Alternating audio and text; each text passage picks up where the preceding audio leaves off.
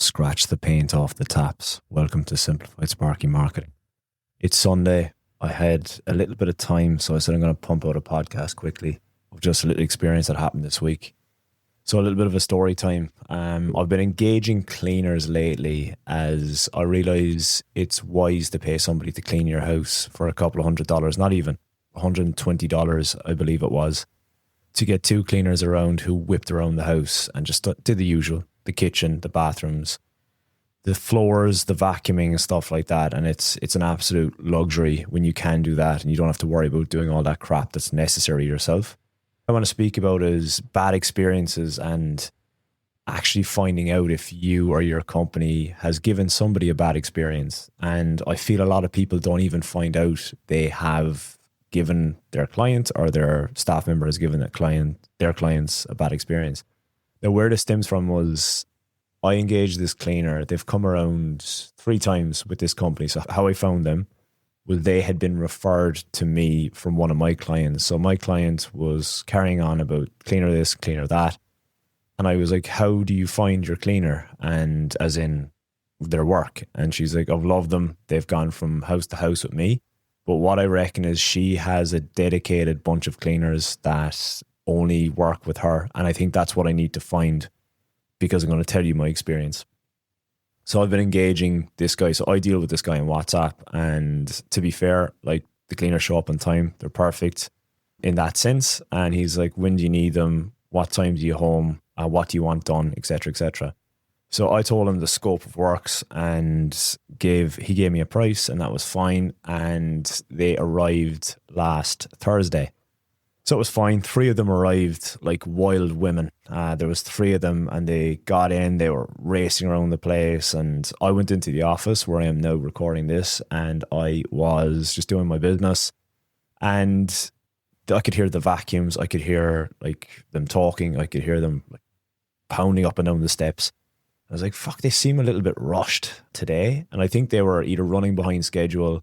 I know that they, funny enough, got locked into a job beforehand because the guy sent me a picture of them locked behind a grid or a barred doors, which wasn't my problem. That was the first job they were at. I don't know what happened. So that was fine. So they did the cleaning of the house and I came, when they left, this is usually what happens is when they left, it's not what they've cleaned you notice, it's what they've missed you notice.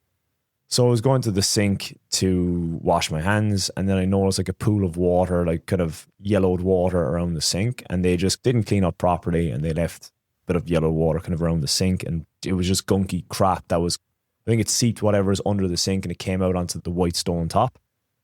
And that was one thing. And then as I went to turn off the tap or turn on or off the taps are black and whatever cloth they use was very, very abrasive. And it's actually cut lines into the paint and you can actually see the brass coming up from underneath the paint, which is very fucking annoying. Secondly, they did the same thing to the coffee machine. So whatever pad they were using or abrasive cloth or abrasive scrubber, they cleaned the coffee machine and now all you can see is like streaks on the side. It's kind of like when you get your van washed from one of those dealers on the main roads or whatever.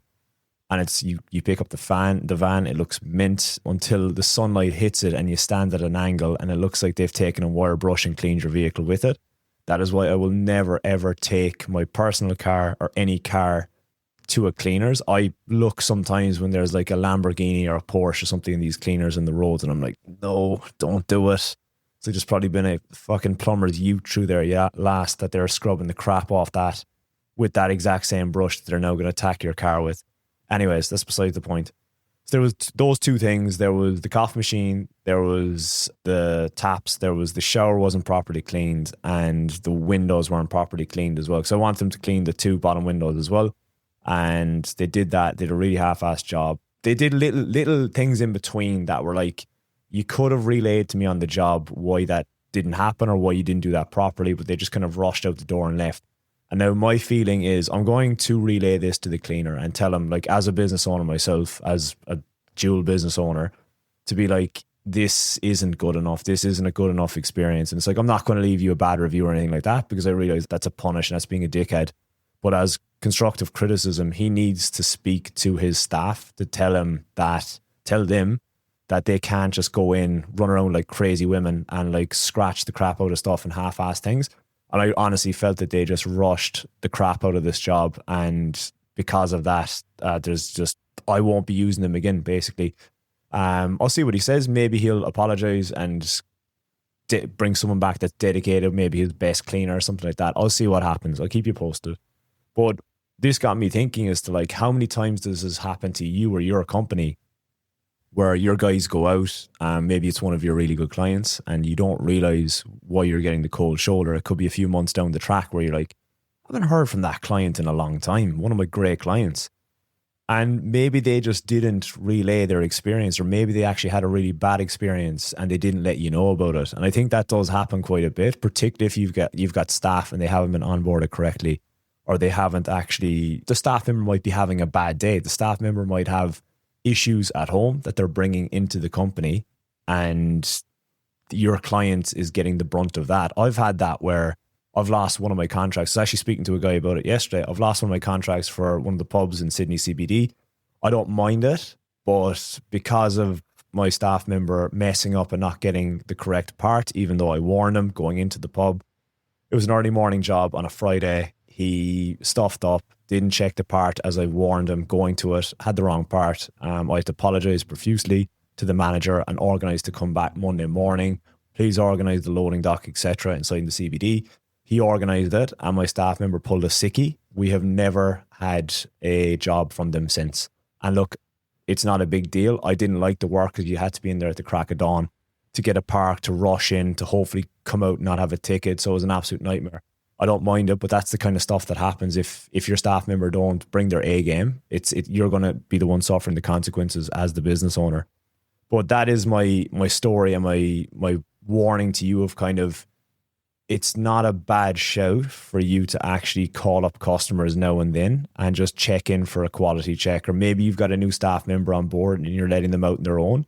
It's worth calling up the client to just check in and see how the experience was, because they might remain tight-lipped until they're poked to then say, yeah, look, okay, like I didn't really like that staff member, or he did this or he did that, or he didn't do this, he didn't do that.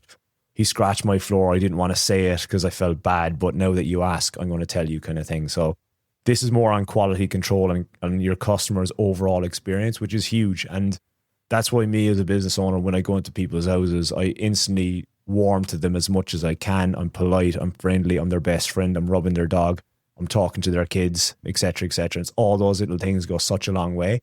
And as you as a business owner, you observe that and you know that, but a staff member is like, fuck it, I'm just here to do the electrical, rush in, do those PowerPoints and lights and get the hell out of there onto the next job.